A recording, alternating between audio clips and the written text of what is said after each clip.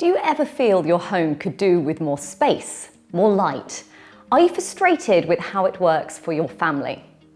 Maybe open plan is the way forward for you. And in this episode, I've got a few top tips for planning and making it happen. Now, whether you're dreaming of a transformed living space, new kitchen, or loft conversion, finding the right design and architectural services is a crucial step.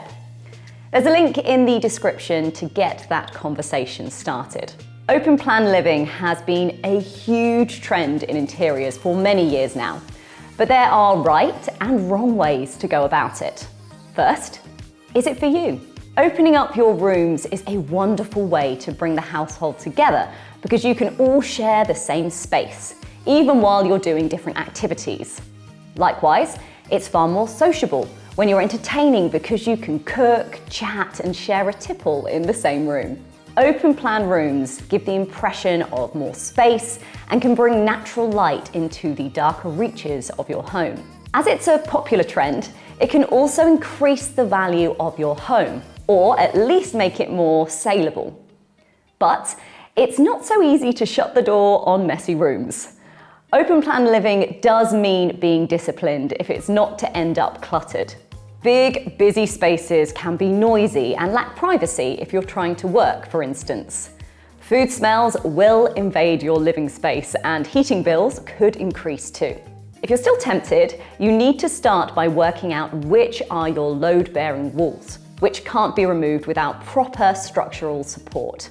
You also want to check where your drainage pipes, wiring, and chimney supports are hiding, as repositioning or removing these elements is going to be more involved. The simplest open plan improvement is to remove a wall between two ground floor rooms to create one large open plan space.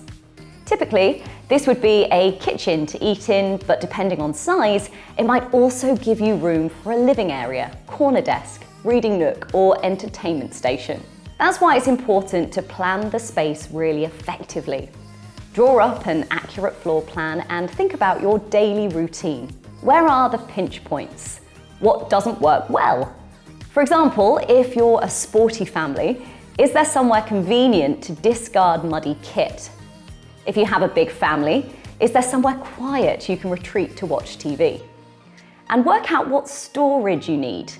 Write a list of what items need to be stored and where to make sure everything has its place. Think about the functionality of the whole space from the start. How can you make certain areas more useful? For example, is there a nook you can turn into a reading bench that doubles up as a storage unit? My top tip is to avoid planning as you go. Make sure there's a clear and robust plan in place at the very beginning of your improvement project. This is why it's handy to have a builder or design architect with you from the start. They'll help you decide on things like whether to open up the back wall with floor-to-ceiling bifold doors, for instance, to give that wonderful indoor-outdoor feeling, where the garden becomes part of your living space. Or maybe a small rear extension with skylights or a part glazed roof would work better.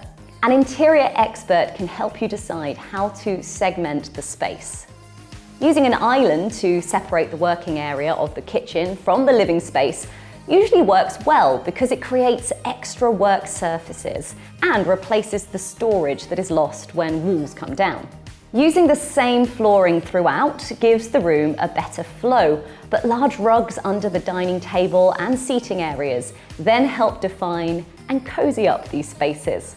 And an architect can help solve conundrums like what to do if the staircase is in the way. You don't want a wonderful airy room sliced in half by clunky stairs. Curved or spiral staircases or stairways with open treads and glass or decorative handrails might be the kind of solution a professional would come up with. Let me know if you've ever tackled this kind of project and how it worked out for you. Don't forget to hit the alert button and do join me again next time.